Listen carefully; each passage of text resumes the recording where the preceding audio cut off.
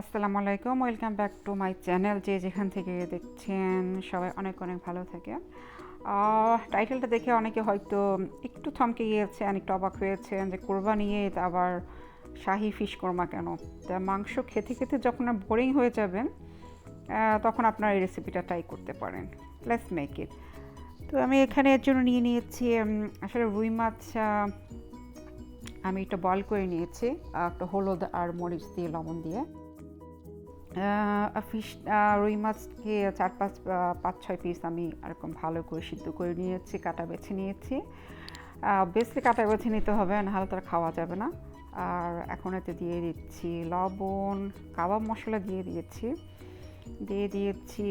Chilli flakes, একটু মরিচ। যেহেতু মাছের এটা মানে একটু মাছ মাঝে ঝাল স্পাইসি না হলে আসলে একটু মানে মরিচ না থাকলে ভালো লাগবে না।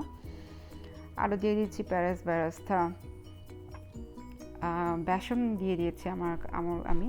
আপনাদের কাছে বেসন না থাকলে আপনারা কর্নফ্লাওয়ার দিতে পারেন। আরও দিয়ে দিয়েছিলাম ধনে গুঁড়ো, জিরে গুঁড়ো, আর দিয়ে দিলাম একটা ডিম। আর সাথে আছে আমার ম্যাশ করা potato. Now I'll mix everything very well, the fish and potato, everything I'll mix very well. মিক্সিংটা খুবই ইম্পর্টেন্ট, এবং আমি সবসময় আমার বেশিরভাগ রেসিপিতে আমি বলি যে মিক্সিংটা খুবই ইম্পর্টেন্ট, কারণ সব কিছু ভালোভাবে মিক্স না হলে রেসিপি ভালো হয় না, রান্না ভালো হয় না, খেতে ভালো হয় না। তাই আমি সব কিছু দিয়ে খুব ভালো করে পেঁয়াজ বেরেস্তা দিয়েছিলাম, হয়তো বলতে ভুলে গিয়েছি। তা দিয়ে দিলাম, খুব ভালো করে মিক্স করে নিলাম। আর দিয়ে দিলাম একটু চিলি সস, আমার ফেভারিট চিলি সস। আবার একটু না দিলে ভালোই লাগে না মনে হয়। তো দিয়ে আবারও সব কিছু খুব ভালো করে মিক্স করে নিব। এবং এটাকে আসলে আমি একটু রাত্রেবেলায় করছি এখন। আমি এটা যে ভিডিওটা শ্যুট যখন করেছি, তা আমি এটাকে মেরিনেট করে রেখে দিব আর কি, ফ্রিজে রেখে দিব সারা রাতের জন্য। তো আপনারা দেখতে পাচ্ছেন পারফেক্টলি এটা মেরিনেট হয়ে গেছে, মিক্সিং হয়ে গেছে। আমি পরের দিন এটা বের করে নিয়ে এলাম, এবং এখন ছোটো ছোটো ফিশ বল বানিয়ে নিচ্ছে ওখান থেকে, যে মিক্সচার থেকে। আর একটা ব্যাপার হচ্ছে, আপনাদের সময় না থাকলে আপনারা 30 মিনিটস রেখে দিতে পারেন, মেরিনেট করে সাথে সাথে করতে পারেন। আমার কাছে যেহেতু সময় ছিল আর রাতের বেলা আমি এটা করেছিলাম, সেজন্য আমি রেখে দিয়েছিলাম লং টাইম মেরিনেট। আর ফ্রিজের টেম্পারেচারটা খুবই ইম্পর্টেন্ট। ফ্রিজ টেম্পারেচার যদি ভালো না থাকে, কারেন্ট না থাকলে, নষ্ট হয়ে যাওয়ার ভয় থাকলে আপনারা লং টাইম ফ্রিজে না রাখাই ভালো। তো আমি সবগুলো ফিশ বল যখন রেডি হয়ে গেল, এখন আমি ওগুলোকে ফ্রাই করে নিচ্ছি।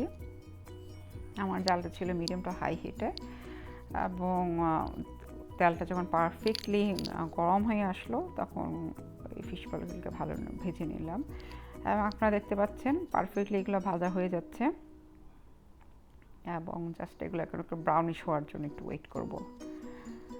তো ভিউয়ার্স, আপনারা দেখতে পাচ্ছেন পারফেক্টলি ডান, খুব সুন্দর করে ব্রাউনিশ কালার হয়েছে। এখন আমি এটাকে নামিয়ে নিব।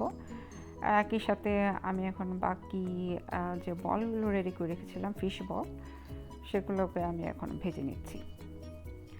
তো ওগুলো ভাজাভুজি শেষ, ঠান্ডা হওয়ার জন্য রেখে দিয়েছি একটু। আর এখানে আমি একটা প্যান নিয়ে নিয়েছি, প্যানে দিয়ে দিয়েছি কুকিং অয়েল। এখন এতে দিয়ে দিব পেঁয়াজ কুচি করে কেটে নিয়েছি, সেটা দিয়ে দিলাম, এবং পেঁয়াজটাকে হালকা ব্রাউনিশ করে ভেজে নেব।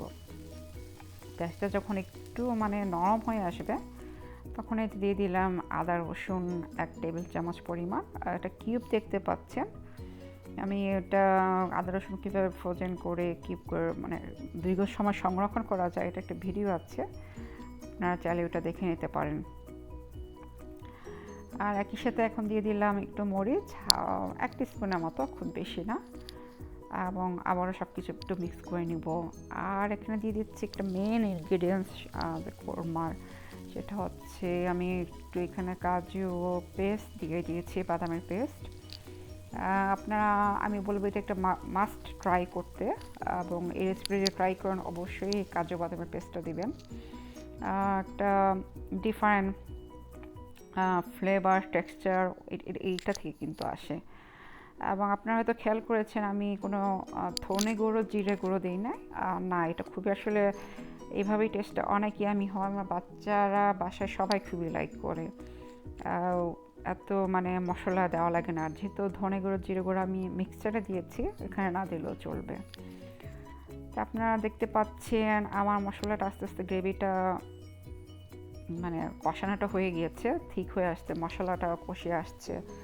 তা আমরা সবাই জানি মশলা যখন ভালো করে কষানো হয়ে যায়, তেলটা যখন উপরে চলে আসে, তখনই আসলে আদার ইনগ্রিডিয়েন্টস দিতে হয়। কারণ কষানো ভালো করে না হলে একটা কাঁচা কাঁচা গন্ধ থেকে যায়।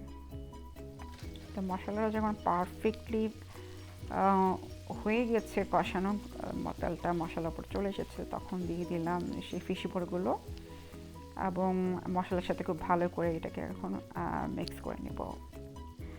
এখন দিয়ে দিচ্ছি এটা আরেকটা মেইন ইনগ্রেডিয়েন্ট, নারকেলের দুধ। আপনারা, আমি বলবো এই রেসিপিতে 2টা ইনগ্রিডিয়েন্টস খুবই জরুরি ইউজ করা সেই শাহি ফ্লেভারের জন্য। এটা হচ্ছে নারকেলের দুধ আর কাজু বাদামের পেস্ট। আমার কাছে নারকেলের গুঁড়ো দুধ ছিল, তো আমি গরম পানিতে মিক্স করে নিয়ে জাস্ট অ্যাড করে দিলাম। আপনারা চাইলে ক্যান ইউজ করতে পারেন, কার্টুনে যেটা থাকে সেটাও করতে পারেন। আর দিয়ে দিলাম অল্প একটু চিনি।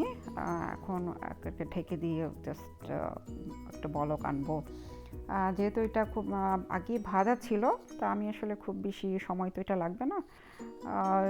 যখন এরকম আস্তে আস্তে গ্রেভিটা ঠিক হয়ে আসছে, তখন দিয়ে দিলাম কিছু পেঁয়াজ বেরেস্তা, দিয়ে দিয়েছি কাসুরি মেথি এবং আবারও সব কিছু একটু ভালো করে মিক্স করে নেব। একটু বলগুলো উল্টে পাল্টে দিলাম যেন দুই পাশে গ্রেভিটা খুব ভালো করে লাগে, পারফেক্টলি হয়। আর নামানোর আগে দিয়ে দিলাম 1 স্পুনের মতো ঘি। আপনারা চাইলে রান্না করার সময় দিতে পারেন, না উঠানোর আগে দিয়ে দিলে যেটা হয় একটা আমি ডিফারেন্ট ফ্লেভার আসে।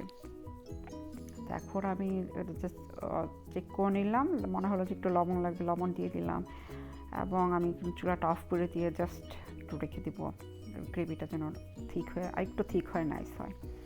তা আপনারা দেখতে পাচ্ছেন এটা পারফেক্টলিভাবে ডান তৈরি হয়ে গেলো আমার ভীষণ মজার শাহি কোরমা ফিশ বল, শাহি ফিশ বল কোরমা। সো আজকের রেসিপি ভালো লাগলে অবশ্যই প্লিজ লাইক, শেয়ার, কমেন্ট। আর কী ধরনের রেসিপি দেখতে চান জানাবেন। এটা খুবই একটা ভালো ইয়ামি রেসিপি, আশা করি আপনারা ট্রাই করবেন। যে যেখান থেকে দেখছেন সবাই অনেক অনেক ভালো থাকেন, আমার জন্য দোয়া রাখবেন, আপনার জন্য দোয়া রইল। আল্লাহ হাফেজ।